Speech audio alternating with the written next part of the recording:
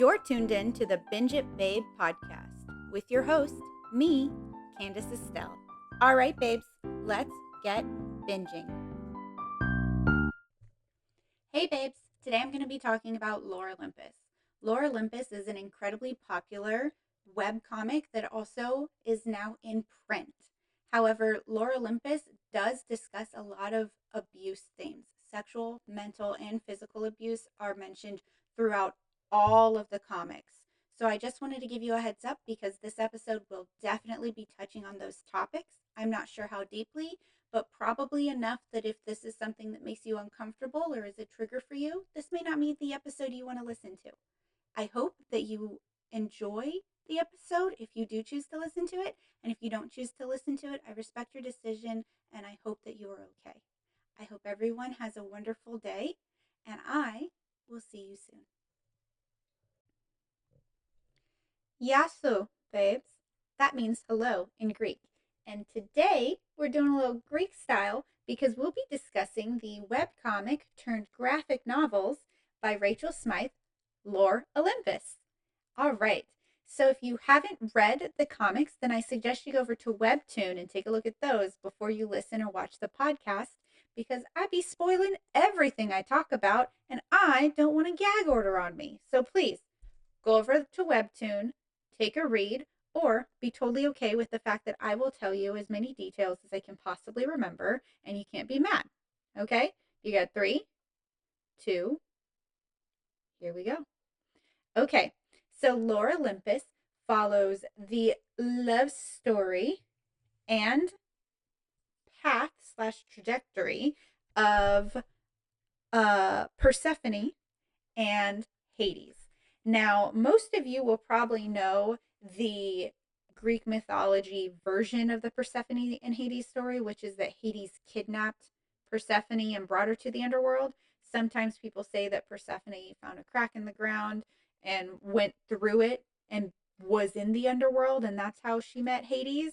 And there are a few retellings of the myth that say that, Persephone fell in love with Hades and Hades her. And that is how that goes. Sometimes it's that she's kidnapped, sometimes it's that she's lost and he, keeps her. And then again, sometimes it's love.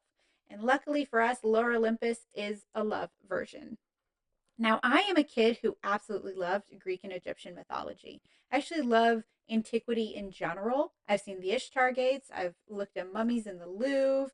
I absolutely love antiquity and ancient art. Do I want to live in those times? Absolutely not. I don't like alcohol. I would prefer to be able to drink water.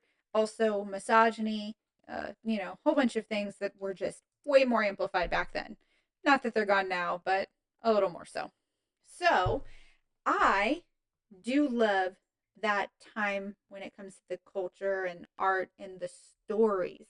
The stories are so beautiful because unlike some monotheistic god that a lot of people are all jazzed about, the Greek gods had very human-like qualities. They were mightier than humans. They were larger. They had powers, but they were still making mistakes all the time, especially if you're Zeus. If you're Zeus, you can't keep it in your pants. Um, and so it's one of those things that I think really allows people, even nowadays, to connect to these characters because they're not some larger than life, all knowing, all seeing, never actually seen type of being. They're basically just people who live either in the sky or in the underworld and they make crazy mistakes and decisions and everything like that. So for me, I was always very fascinated with Persephone. I actually have a little stuffed pink dog that I named Persephone in the 6th grade that I guess a boy gave me for Valentine's Day. And he had it sent to my school and I got it as like a little Valentine's package. And I think I still have Persephone in a box somewhere.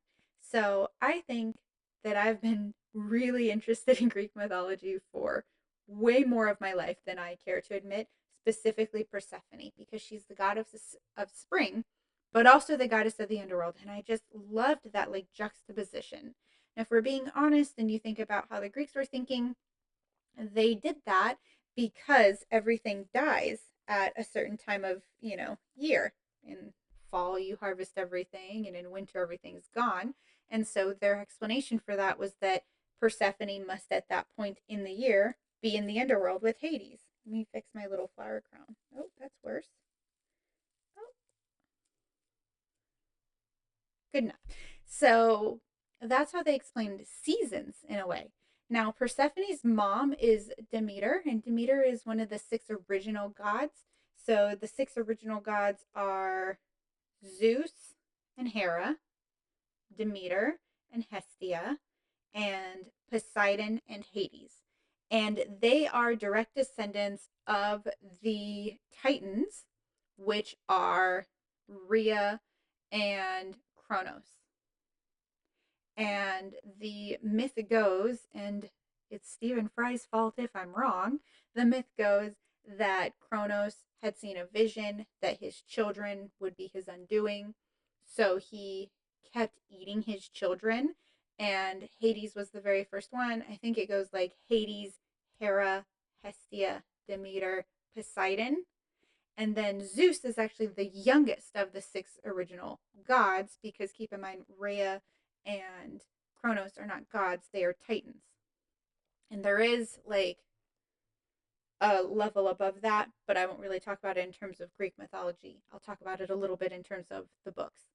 So Rhea is like, I'm sick of him eating my children. He's a tyrant. I'm not okay with this life. And she hides Zeus away with other people. And he gets taught what he needs to do when he gets older, formulates a plan. When Kronos is like, hey, let me eat that kid so that they don't, take over. She goes, oh, sure, sure. And then hands him some rocks and he eats like rocks. And he's like, got it, cool. I ate that kid. And all of the gods are obviously immortal because that's how that works. So they're just chilling in their dad's belly. Zeus grows up and is able to free everyone in ascending order. So whoever was in first, so it goes like Poseidon because he was the last in, and then Hestia, Demeter, Hera, and lastly Hades. And then that's when the Titan War happens, or the Titomachy and Maki, Mancy. No, that's necromancy. That's a different thing. Titomachy, yeah. The Titan War happens, and they're able to trap Kronos, trap Helios, possibly, which is one of the Titan gods of the sun. Rhea, I think, just kind of leaves after everything happens. And that's kind of the Greek mythology version.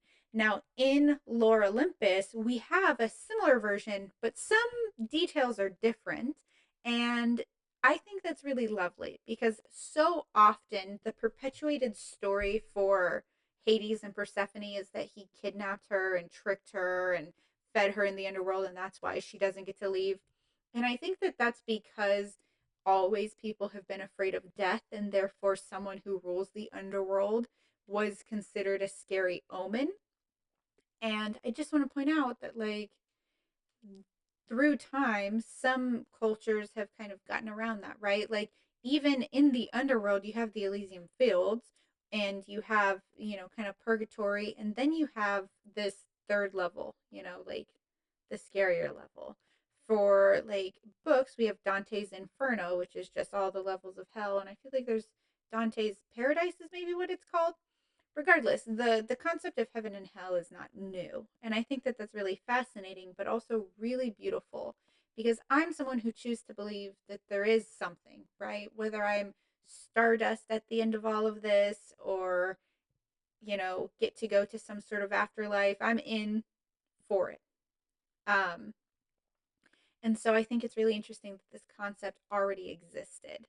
Now, like I said, so many people have such a negative connotation of death, especially in that time, because everyone's dying from famine or infection or war. I think it was very rare that someone was really getting to die from old age.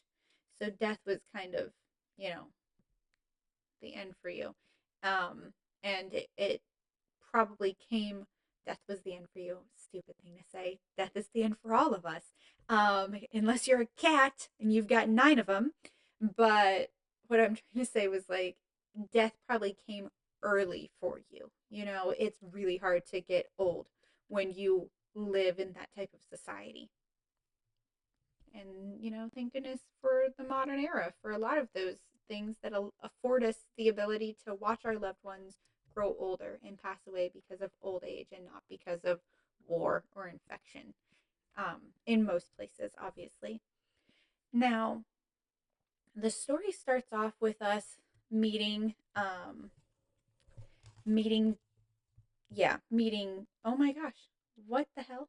I read, meeting Hades, and he has a lady friend named Mint, and Mint is a river nymph, and she's just mean as hell. And she ditches him for this big Olympian party, and he's like, "Please don't make me go alone. Like I'm already the only one who's not married, and could you please come?" And then she basically says, "No, and don't ask me again. Like later, I'm piecing out." And we find out later that Mint kind of always behaves like this. Like she's so broken that she decides that the easiest thing to do is never really let anyone in and always keep breaking other people. And Hades has such low self esteem in the series that he allows it because he doesn't think he is worth anything else.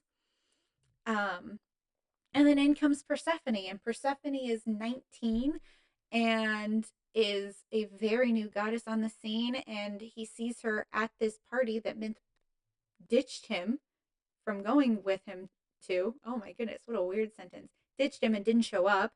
And he sees her and he is immediately besotten with her. Now, I love this kind of storyline when it comes to romance, but I do have an issue with it when it comes to me being a realist for two reasons. One, 19 is way too young for someone immortal to be sniffing around. Just, I know that she too is immortal, but 19 is just like creepy young, you know? And two, oh, and if you're wondering, it's 25. 25 is when I'm okay with immortal beings talking to younger versions. A, because they probably stop aging around that time. And B, because 25 is when your brain is done cooking. So once your brain is done cooking, if you make decisions, you know, that weren't premeditated or put into motion before then, okay, cool. That's just a me opinion. So here's the thing is Persephone is 19. She's the goddess of spring. She used to be called Kor. That means maiden. Now her name is Persephone, and that means bringer of death. And that's because us as humans get to kind of decide things for the gods sometimes based on how we believe in them and what we believe. Like if you think about the fact that Athens is named after the goddess Athena, which is wisdom, and like logistics, but for war, like war planning, she's the wise goddess. And I know that like Athens was between being Athena's realm or Poseidon's, and Athena won out. So that is, you know, like a little piece of history where you get to see that still, right? You can still go to Athens now and see the Acropolis and everything it's got to offer. So we meet Persephone. She's super cute.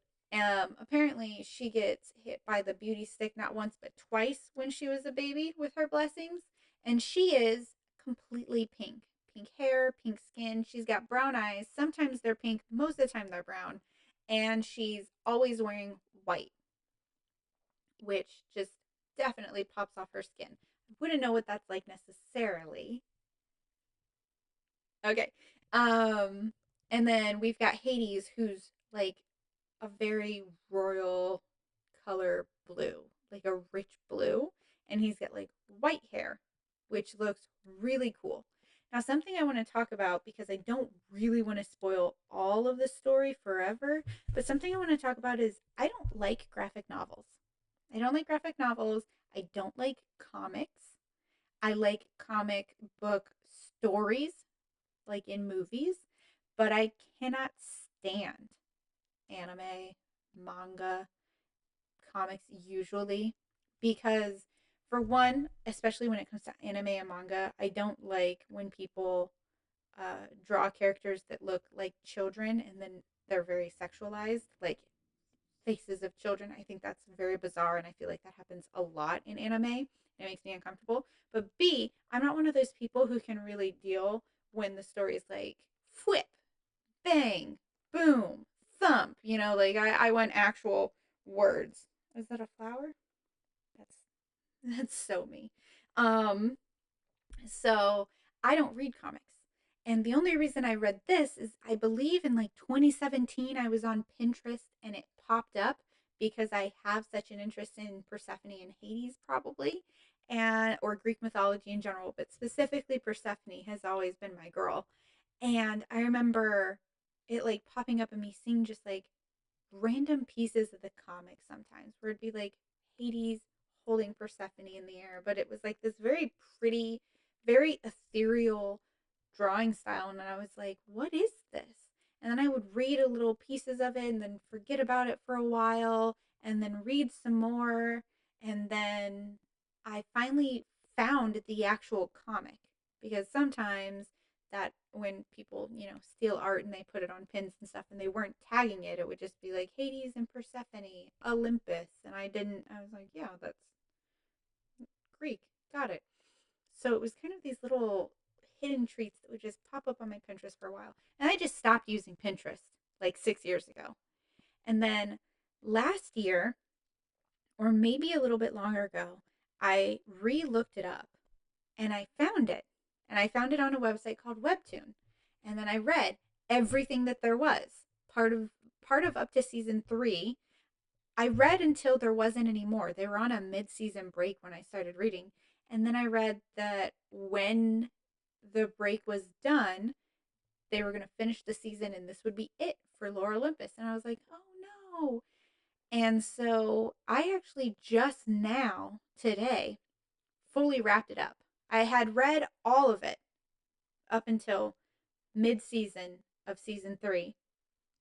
And then I just kind of had to wait for it to come out again. And then I didn't read it because I wanted to be able to read it all in one chunk. And it finally ended. And when it ended, I obviously forgot the exact time frame for that to actually happen. And when I decided to do this episode, I thought, well, I'll just read the whole thing again. And I have spent the last couple of days just reading the whole thing again from the get go. I've got the books for the ones that are out. I've got webtoons specifically for Lore Olympus. I have literally never read anything else on webtoon except for Lore Olympus. It, ooh, pardon me. And so for me, making all of the pages kind of pink. And so for me, this is a very different thing. This is not something I would normally read, but I think because I have such a deep love of Greek mythology and I love the color pink. I love flowers. I love Persephone. The Persephone and Hades love story is not the first time I've read this kind of story. And so for me, I think those boxes all got ticked and it allowed me to be able to enjoy a new form of content, right? A new type of media. And I'm really happy that I gave it a shot because I enjoyed it most of the time. There are some times where I'm like, oh, I don't love, this little type of storyline or the way this character is drawn all of a sudden. But for the most part, it's really beautiful. It's really ethereal. And it's really, really very deep. And I think that that's something that is surprising when it comes to something like a comic. It's a romance comic. It ended either this year or last year. And it's about, like I said, Hades and Persephone, but it's also about most of the Greek pantheon. Almost all of the players that we're aware of pop up. Um, and one of the other things that pops up is baklava. Look at this. Oh my gosh, it's so sticky. Baklava? Hmm? Now, there is a part in season 1 where Persephone is trying to give Hades a gift, and what she gives him is homemade baklava, and he says, I cannot accept a gift from you because you're an employee here in the underworld, and therefore that would be inappropriate. And I'm pretty sure it's Hermes that like takes it, and he eats half of it, and she saves one piece for him and like puts it in his pocket, and she's like, if you want it for later. And they're all individually wrapped because if not, that's almost like that's an act of war because these are just covered in honey. So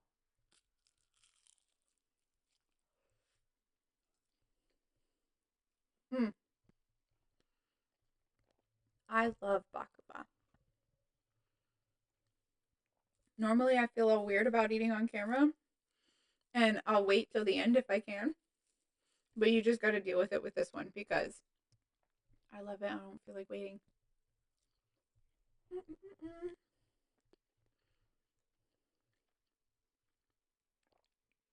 Oh, yes.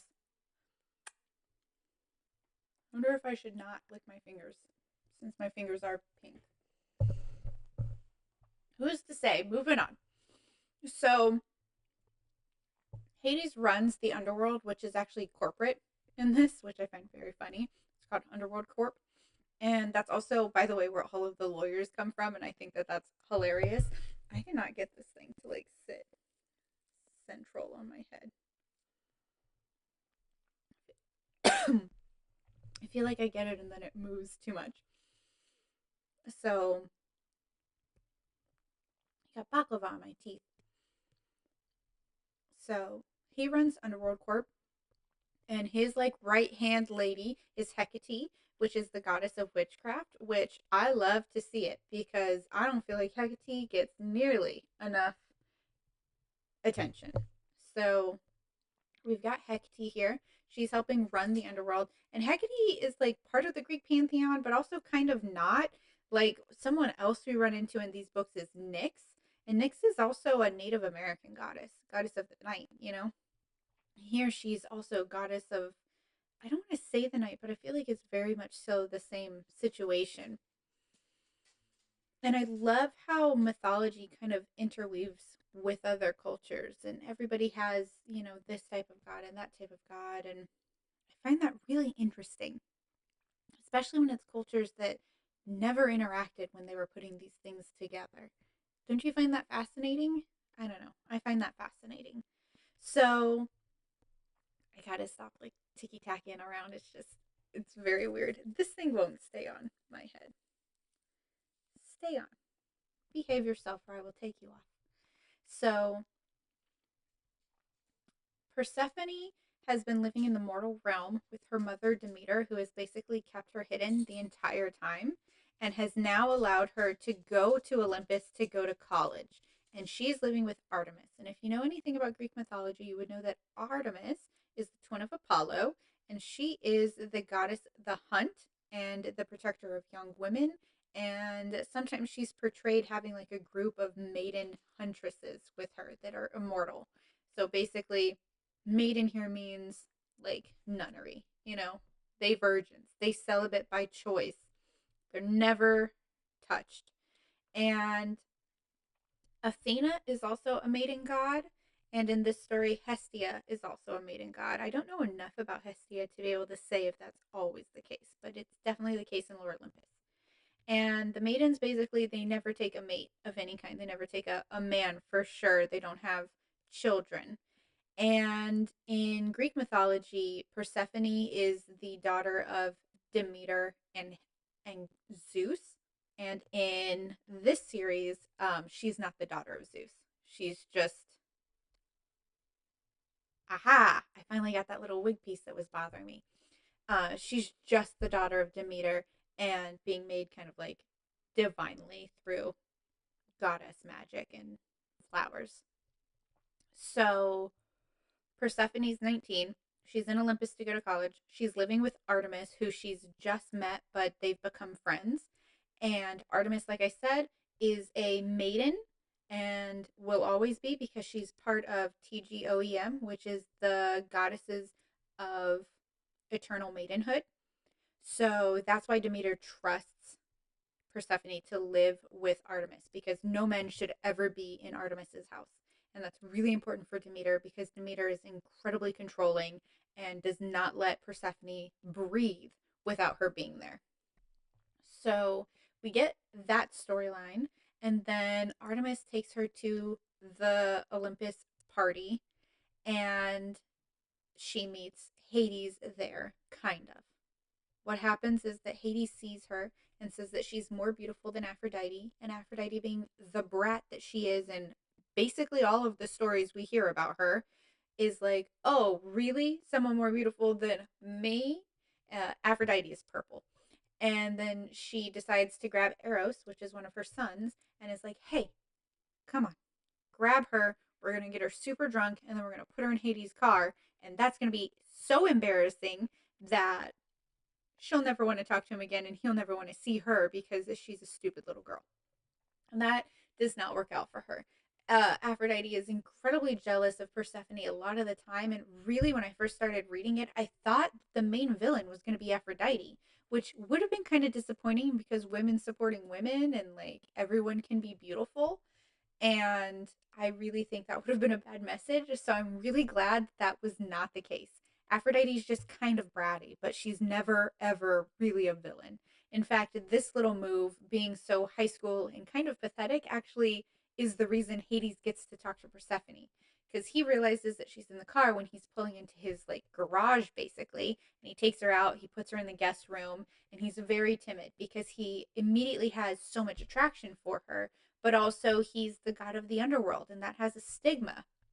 So he feels bad about the fact that she's even near him because he's like, no one likes me. I don't want her to have to deal with that. And so he has a hard time even allowing himself to have a crush on someone that he would deem way too worthy for him. And I think that that's really sad. I think it's something that happens a lot, but I think it's still really sad. I also want to point out for anyone, if your partner is someone who's like that, who's like, I'm just not worth you and I'll never be, or blah, blah, blah, leave that person. This is a book. That's why it's acceptable. You know, you get backstory and there's a reason for it and blah, blah, blah. If someone's always brooding and trying to make you feel bad by telling you that you're too good for them, and it's not in a complimenty or a lighthearted way, then like leave that person because they got work to do and you don't need to deal with that. Besides the point. So Persephone is super into Hades. Hades is super into Persephone, but she's supposed to be a maiden, so she doesn't want to mess around with him. She gets home and then she is basically like harangued by Apollo and Hermes showing up to Artemis's house. And Artemis is like, I guess it's fine since Apollo's my brother and Hermes is his roommate. And they watch a movie and then they go to bed and Persephone's in bed. And then Apollo comes into her room and rapes her. Like he asks, but it's not a real ask. And a lot of guys, maybe if you ever see this, are going to be like, well, if she said it was fine, then it's fine. Kinda, not really. Unless it's an enthusiastic yes, sex is a no, right? You need to be like, absolutely, let's do this. If you've been together for 10 years and your partner is like, I guess if you really want to, like, even then, stop and take a minute and be like, hey, if you're really not interested, we don't have to. You know why? Because your sexual needs do not overpower someone else's needs at all. They need to match. And sometimes you might have to adjust that in some way. Apollo comes into Persephone's room and he's like, hey, you want this. You like me. And she's like, what the hell? What? She's incredibly naive. She's 19. Apollo, also ancient, by the way. And she is asleep.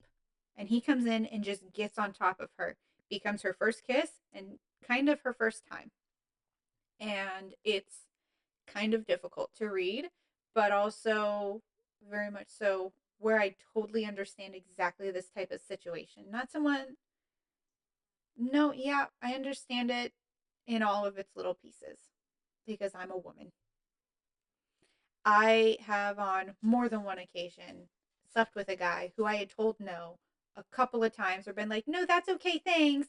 I'm good, thanks. That's, we're cool. And them just being like, oh, hey, come on, and getting kind of pushy with me. And then all of a sudden, you get kind of nervous and you think, I'm saying no already and they're not listening. And if I get more stern, then this could get really violent. And at least if I just feel like I've said yes, then it doesn't feel as violating. And now that I'm older, I still feel violated and I feel more sad because I'm like, man, I wish I would have been confident enough or felt safe enough to just say no without saying yes so that it didn't feel like it was a rape. And that's a thing.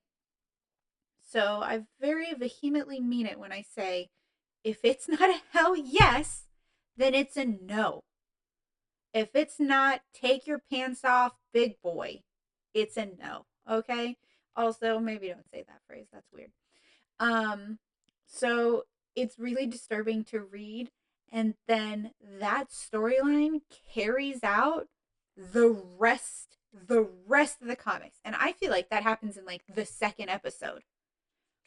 And so this is split up by episodes in seasons. And she started this in 2017, and then I think republished in 2018, in March of 2018. Like, she republished the first chapters or whatever that she had started. And so it ended last year, or maybe at the beginning of this year. So it lasted 6 years that Rachel was doing these books. So the seasons are pretty long, and she was only putting out one chapter a week, which I say only, like, that's not a lot. It's not a lot when you're reading it. It's obviously an incredible amount when you're an artist who also has a full-time job and you're drawing and creating this story. And like, these are not stick figure drawings. These are beautiful, full color, ethereal. Sometimes they look kind of watercolory. Sometimes they're like look at this. This is just one full page drawing, and it's so pretty. There we go. It's so pretty. This one's in black and white, so I don't know. It's pretty.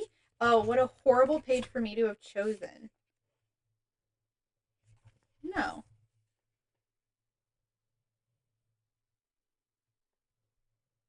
Interesting.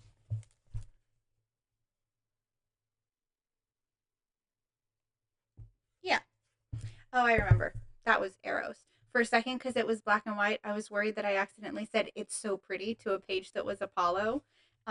But it's not. I gotta stop touching the book because it's getting a little bit pink, and I think that that's kind of funny, but also I'd love to keep my books looking nice. Okay, so the books are really pretty. The story can be really difficult to read. The first time I read it, I was like 24, right? Now I'm in my 30s, so rereading it, some of it was a little juvenile for me. The series is rated young adult. I think a 16-year-old shouldn't be reading this. I think someone who's like 20 to 24 is like the target audience for this story. Now, for me, because I started it when I was around the target audience, now like I still wanted to finish it. It's like how I finished Smallville this year. The first time I watched that, I was like 14, you know? So it's super important to keep in mind that like the story is, it's pretty mature in terms of some of the content, definitely in terms of some of the language, some of the drawings, although none of them are too smutty, but definitely it feels like college with a lot of it. And I think that that's just something to keep in mind. Like, don't buy this book for your 16-year-old, in my opinion. Like, if you're a parent who thinks that this kind of content is totally fine for your 16-year-old, or they're already going and reading this or whatever, okay, you're the parent. That's totally up to you. I'm 100% a prude. I don't read smut. This is the smuttiest thing I have ever read in my life. So if you've read this and you're like, that's no smut, then just keep in mind that that's my barometer. This is the smuttiest thing I've ever read. Ever. I don't do smut. I don't like it. And so some of those pieces are kind of difficult for me because, yeah, I absolutely want Persephone and Hades to get together. But there's a lot of that, like, awkward ramp up for a while where I'm just like, oh, okay, I feel a little bit awkward reading this, but that's a me thing. That's not an everyone thing. So keep that in mind.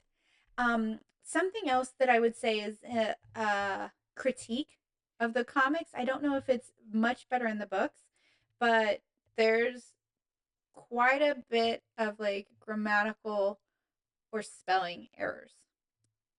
I feel really bad saying any type of critique, but there's a good amount of the comics where you'll be reading it and it'll be completely missing like an important word, or a word will be misspelled. And I don't think misspelling a word is necessarily as big of a deal, but missing words is kind of difficult to deal with because sometimes I would be like, wait, what is that supposed to be saying? Wait. And then, it kind of messes up the flow of things. Now, I am someone who has a hard time when it comes to like grammatical errors because I'm such a stickler for it. And I shouldn't be because I'm not even the best at avoiding grammatical errors. Like, I love a run on sentence more than anyone else in the world.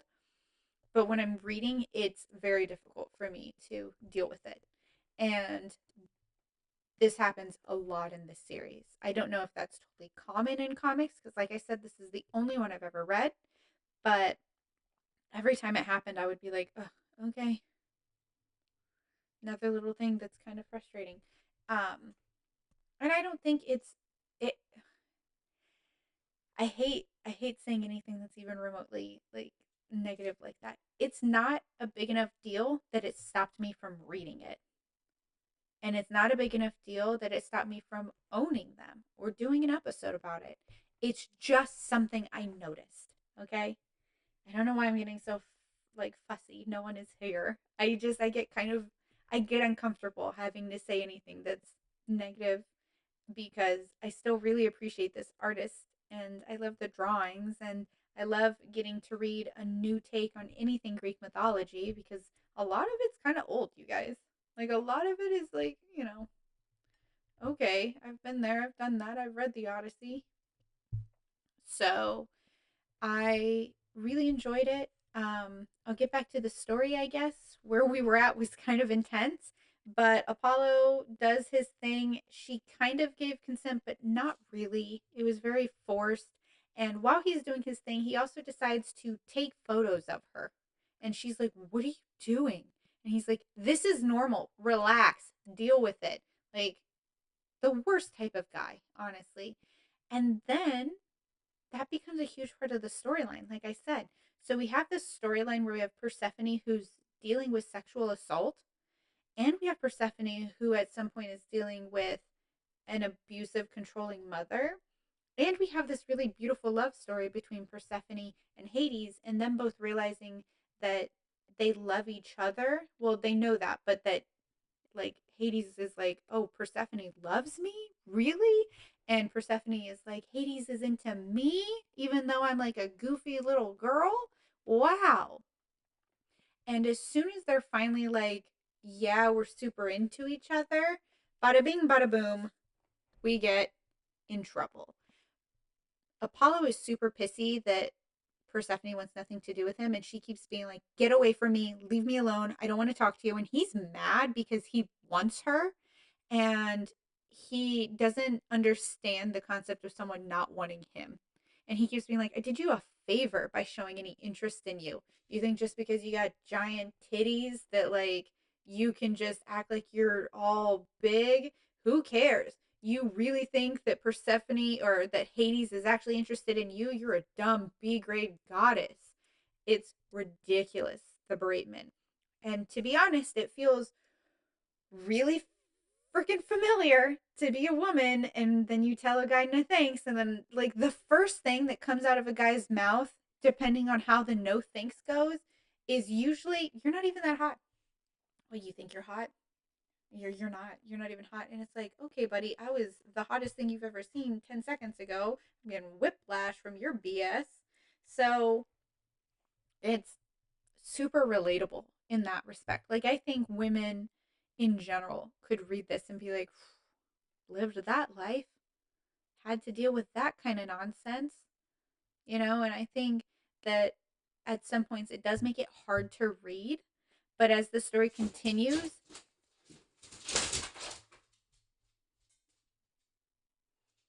I have a dog and he's full of chaos. Please lay down. Thank you. So, as the story continues, we get to have this type of catharsis that is really lovely and I really appreciate as like a storyline. I have, been someone who's dealt with sexual, emotional, and physical abuse.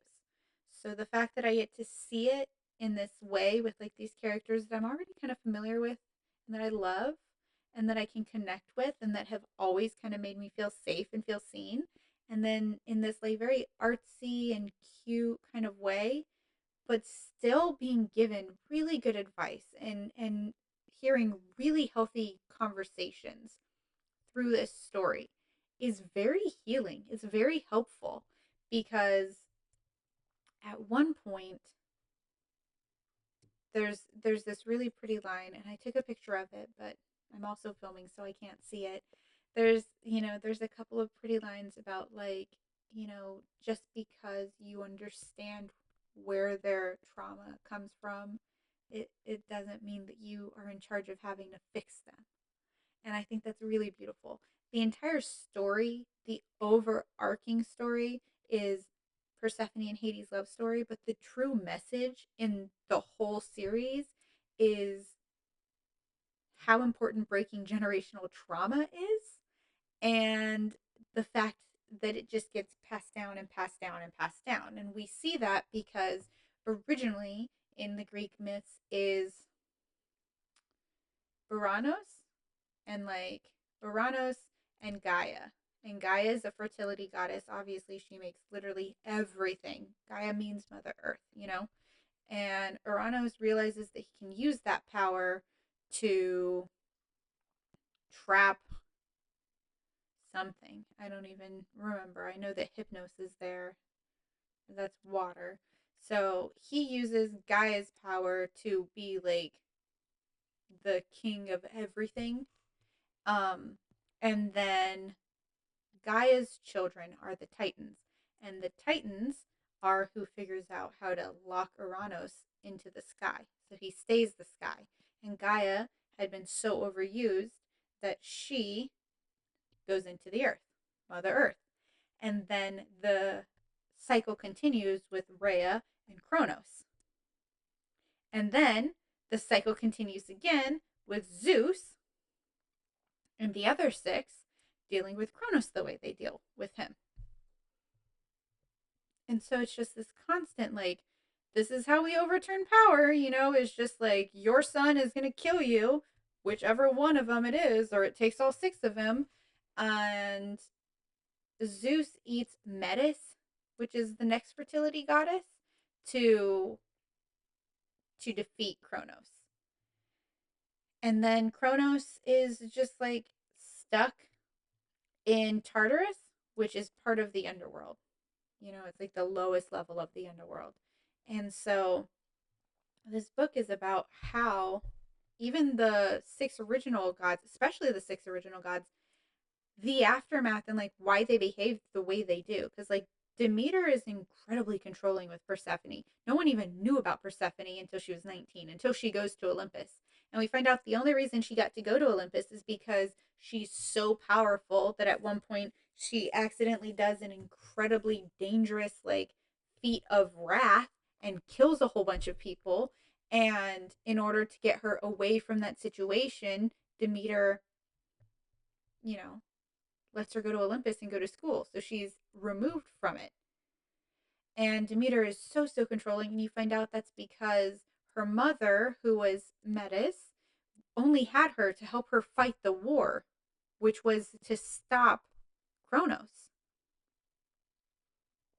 And so she's like, yeah, I'm dutiful and I was duty bound and I did everything I needed to do, and everything is very difficult and you have to work from the ground up and nothing can be easy and nothing is sacred, blah, blah, blah, blah, blah. You have to be a maiden for the rest of your life. You're going to do spring and you're going to do it my way. And it's that control that you can absolutely recognize as that generational trauma of like, I was only born so that I could fight the Titan War and help people win. And now all I do is my job because that is my duty, and there's nothing else outside of that except you, my child.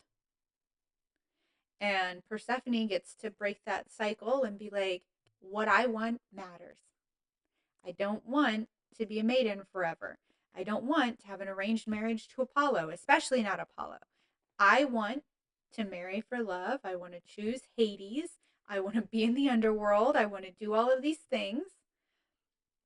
And it's that twofer that happens because Hera has to deal with her past with the Titans, specifically with Kronos, where she was sleeping with him to get him to lower his guard so that the other original gods could weaken him enough to get him to Tartarus. And Hades has to deal with what Kronos did to him, including eating him and having him in his stomach for 13 years and being tortured, basically. And Hestia has a little bit of that, and Zeus has none of that. And they kind of also make it seem like that's why Zeus is so verbose and ridiculous and selfish, because he was never eaten by Kronos. He's never had that type of trauma.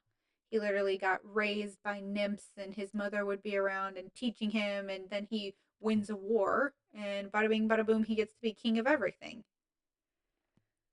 It's kind of unfair, but it is what it is. So the story is so, so beautiful to me because it's a love story, but it's also a story about growing up. It's a story about growing into who you are. It's a story about the worst things that can happen to you in life and going to therapy. She does go to therapy. A couple of the characters do. I think that's really valuable. And getting words for how you feel and what happened and how to deal with it. And she goes from this scared 19-year-old girl who's had this horrible trauma happen to her after being raised by an incredibly controlling person to 10 years down the line, because there is a time jump. Um, so a 30-year-old will say, to a 30-year-old woman who is incredibly capable and comes into her own powers both literally and figuratively, and helps, defeat Kronos once again, but also defeats her abuser, and not by killing him and not by yelling at him, never by outing him, but by outwitting him in some ways, also being way more emotionally intelligent, and by just not letting him win, because it's such an important message that letting your abuser win is never the right way, right? Don't let them know that they got to you. You get to win. They don't get to ruin your life. They ruin a moment of your life, and it takes so long to be able to work through that and get past that. If you try to even do that, they don't have any right to take any piece of your life. And I think that that's really beautiful, because we do see that where he wants so badly to literally take her life, not kill her, but take her life force so that he becomes more powerful. And I think it's such a beautiful allegory for how stuff like that works. And then she also deals with her controlling mother. And yes, I understand why you're like that, mother. And I hope we can move forward with a different type of relationship, but I'm not going to tolerate it anymore. I'm an adult.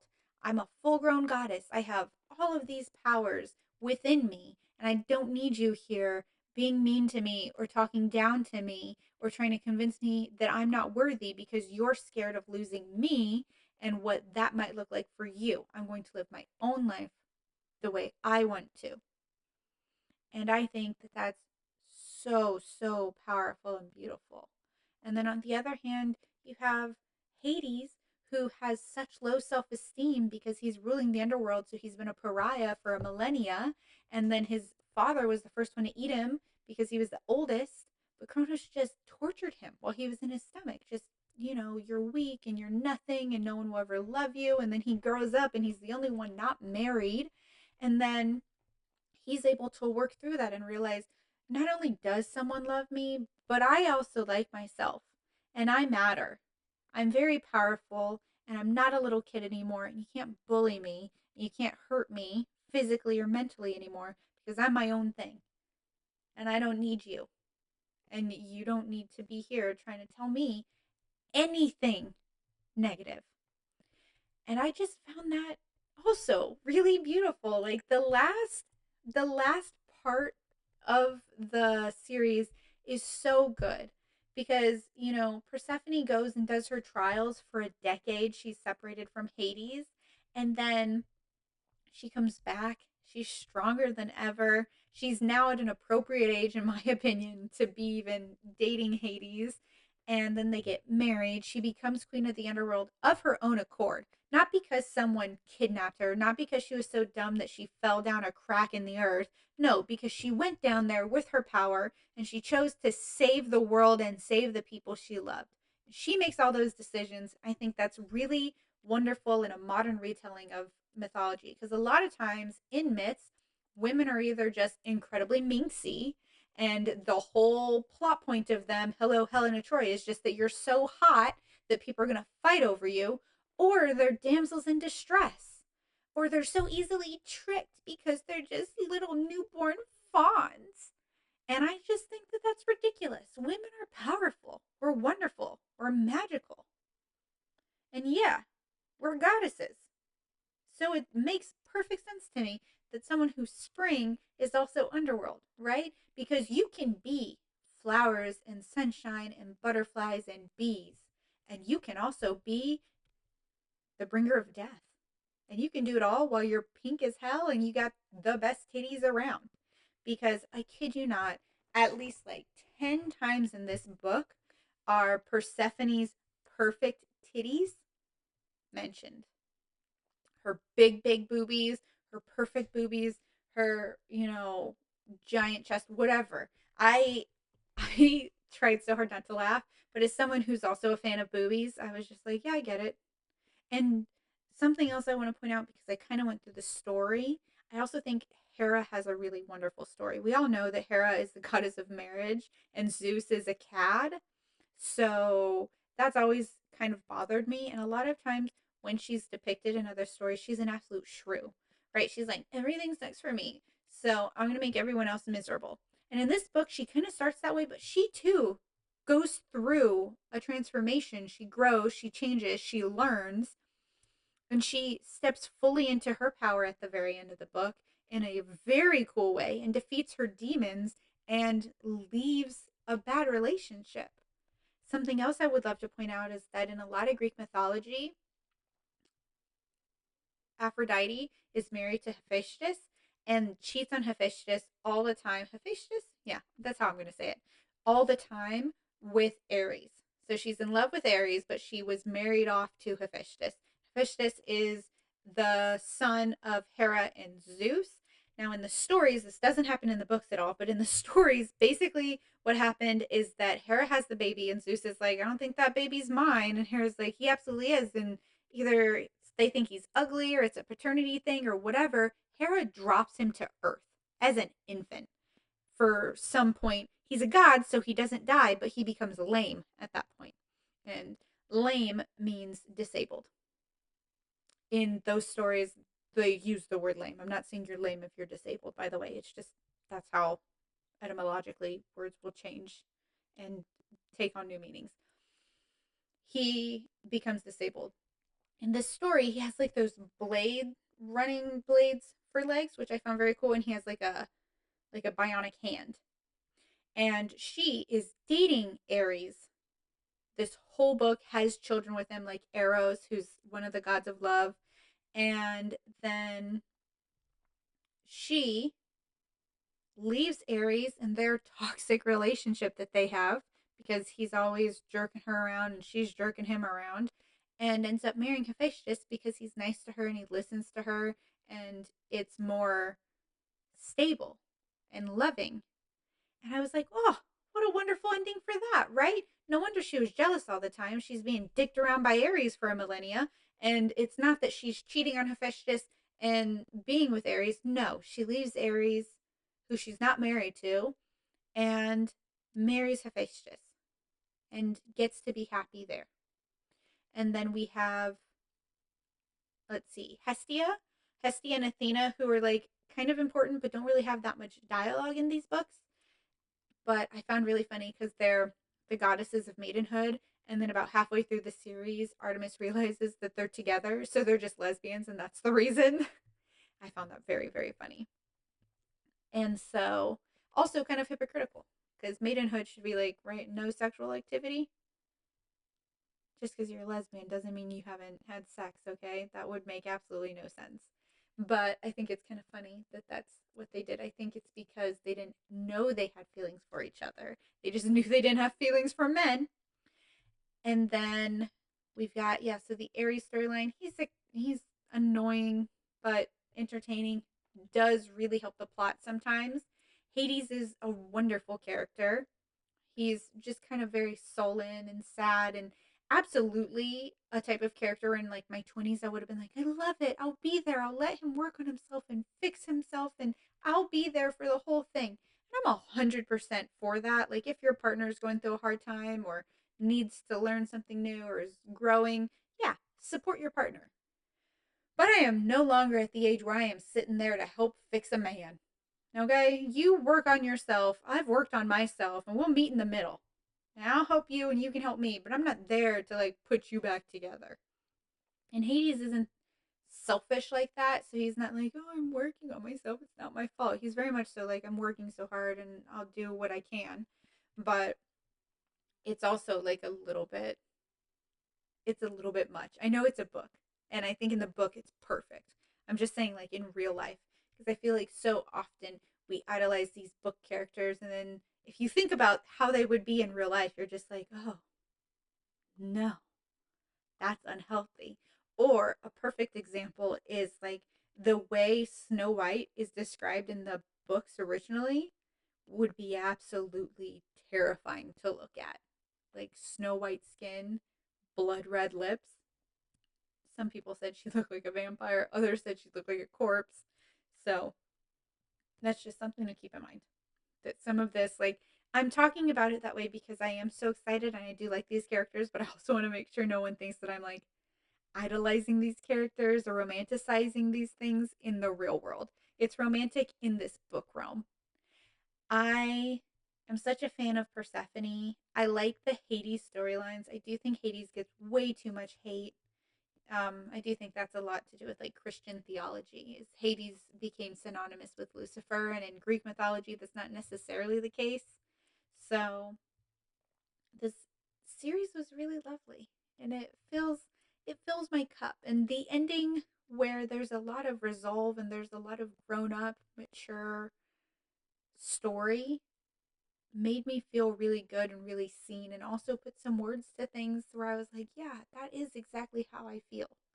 Or I very much so understand this way of thinking, or this is what I want to learn. So I think that's really valuable. I think if you're someone who's maybe gone through something difficult, like what the content warning at the beginning was telling you about, then if you can, I would read these. I would read these, and maybe it'll be painful, and maybe you might cry, but I think by the end, you'll feel better about yourself, about the world around you, and about your own power. And I think that that's most important. What's most important is that you recognize your own value in the world. It took me a really long time to recognize my own value.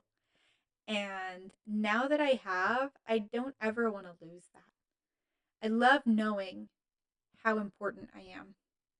And no, I might not be globally important, but I'm important to me. I'm important to others. I matter. And you matter. I can guarantee you matter to someone, somewhere, or something, somewhere. Because sometimes I felt like I only mattered to my little cat. And so I got another cat so she didn't have all of the burden. And I fell in love. And then, I fell out. And I have a dog who I'll never fall out of love with. And I have moved across the world. And a lot of that can shake up your sense of self. And I've been through a lot of things. And I can tell you right now, very confidently, as the most gorgeous pink woman you have ever seen, that you have value. These books really help you put a name on it while doing it in a fun way, and also making you kind of forget that you're learning a lesson because you're also reading about two people falling in love. But you have value. You're worth so much more than you could possibly imagine. I know I am, and I already feel really good about myself, but I know that like my potential is limitless. And that goes for everyone. Everyone who's trying in the world, who's there showing up and doing the work, you have limitless potential. So, I hope you enjoyed this episode of the Binge It Babe podcast. I hope you enjoyed me going full cosplay this round. I will be reading the books afterward, right after I finish this closing statement. And I just want to thank you guys for watching or listening or sharing. I hope that this look wasn't too bananas for you all. And I hope that you enjoy the flowers. Bye, babes. This is the Lore Olympus Afterword by author and artist Rachel Smythe. Lore Olympus and Afterword. I was always a weird kid. I had to wear strange purple glasses to see. At lunchtime, I had to be excused to go to the nurse's office to take my daily medication. I had a lot of learning disabilities, so I wasn't very good at school. I got bullied every day, but I won't go into detail about it because it's a subject that I can barely talk about with a therapist, let alone an audience. I thought people who wore glasses were meant to be smart. When I moved into my tweens, this got worse. I was convinced there was no place for me and I was alone a lot. But I loved stories and I loved drawing. I remember studying Sailor Moon and drawing her over and over again. I think I believed if I could learn to draw her in a way, I'd be pretty too. In middle school, I really got into Greek mythology. When times were tough, I would try to imagine what Persephone's life was like. I would do this all the time, and I really think it got me through some of life's darker moments. This is a habit that definitely carried on into my adulthood. I always thought that I was going to be an artist of some kind. But when I graduated from graphic design school, the world was deep into a global financial recession. It was rare to get a job interview, and creative jobs were few and far between. My 20s were brutal, financially, emotionally, and physically. Too many things happened that I don't care to recall, and I'll spare you all the details. With that said, things did settle down towards the end of that decade, and I was doing okay. When I started Lore Olympus, I had no expectations. I was a full time office worker, and I had given up on making a name for myself as a professional artist. I just wanted to make my little comic to see if I could do it, to challenge myself, and to have a bit of fun. In late April 2017, I posted the first chapter of Lore Olympus to the Discover Canvas section of Webtoon. I didn't know it then, but that little seemingly insignificant intro post was the catalyst for my life changing forever. It's hard to articulate what working on this project has meant to me. Creating and sharing Lore Olympus has been an incredible experience I feel extremely lucky to have had. The success of Lore Olympus has challenged me, not only as a creative, but a human as well, and allowed me to grow. I've been able to meet amazing people, travel to interesting places, and have experiences I never could have imagined for myself. Sometimes people will tell me, your story got me through a really hard time. And it makes me recall the times in my life when the only things holding me up were works of fiction. I feel like I actually achieved something good if what I made helped someone in the same way. In the end, there was a place for me. To the readership, thank you doesn't even begin to cover it. Your support has been invaluable. Historically, I have had difficulty communicating with others. It has been so wonderful to express myself through stories and, in turn, be understood by so many people from all around the world. You have my eternal gratitude.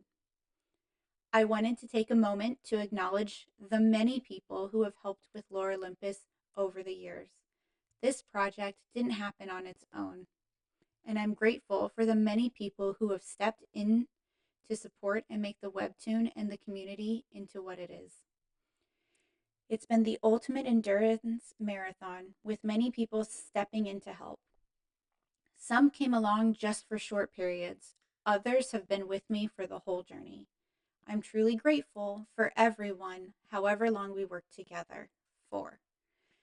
Below is a list of people and communities who have helped along the way. Editors for the webtoon series: Brianna Boswell, Annie Lehew, Becca Caden. Copy editors for the webtoon series: Christina Anton, Katrina Bell. Ancient Greek translations: Anastasia, I cannot say this last name, Gkortsila, Gkortsila. ASL consultant: Sherry M. Jeans. Music: Queen of Goldfish. Art assistants: Court Rogers, Joanna R. Ahumada, M. Rawlings, Christina Ness, Jackie Haboon, Yulia Garibova, Lizette Carrera, Jackie King, Amy Kim, Karen Paven, Chelsea Burns, Mary Novak. Communities: thank you so much to the official Discord and Facebook moderators. Many of these mods gave up their time and energy to help keep those spaces running. I could not have done it without them. An extra big thank you to Amber and Im for running operations. They're truly the best. I'd also like to shout out to all other non-official Lore Olympus communities. Thank you for banding together to discuss Lore Olympus. Podcasts: Girl Wonder Podcast with Joe Rochelle. Many of my panels at Joe Rochelle also did an amazing job moderating many of my panels at conventions. Thank you, Joe, for your kindness and generosity with your time. Lore Olympus, Zoe and Aaron, thank you for your ongoing commitment. Community members: countless community members have brought so much to the fandom of Lore Olympus. It's a challenge to list them all. A few standouts are April Johnston, their yearly Loretober event, as well as hiatus events. Hecate Sketches, her weekly cook-along series based on the food of Lore Olympus. The Lore Olympians, they made wonderful analysis commentary. Beholden, their fan art and animatics. Shelby, their mini fan art and community presents. Diana the Great, their mini cosplay and community presents. More, the team from Penguin Random House, thank you for bringing my series to the printed page. All the staff at Webtoon, thank you for everything. Mary Nowak helped me out so freaking much and is a saint. Two very important people. One of these people is my spouse. Thank you for supporting me throughout this massive project. The other important person is Jem Yoshioka. You are my very best friend in the world, and I truly couldn't have done this without you. Whether it was writing help to fill a plot hole or reading a map at 1 a.m., you are always there. Finally, all of you who make up the readership. You didn't have to read my story, but you did, and as a result, you all changed my life. Thank you, Rachel. Rachel, I know that your 20s were rough, and it sounds like childhood wasn't as fun too, and I totally understand all of that. And I'm so proud of you. I'm so happy to have been one of your readers from the very beginning. And congratulations, because you are absolutely a professional artist. I hope you guys enjoyed this episode of the Binge It Babe podcast. I hope if you haven't read Lore Olympus, you should go read it, go look at it, because it's beautiful. The artwork is fantastic. And I'll see you guys next time. Bye, babes.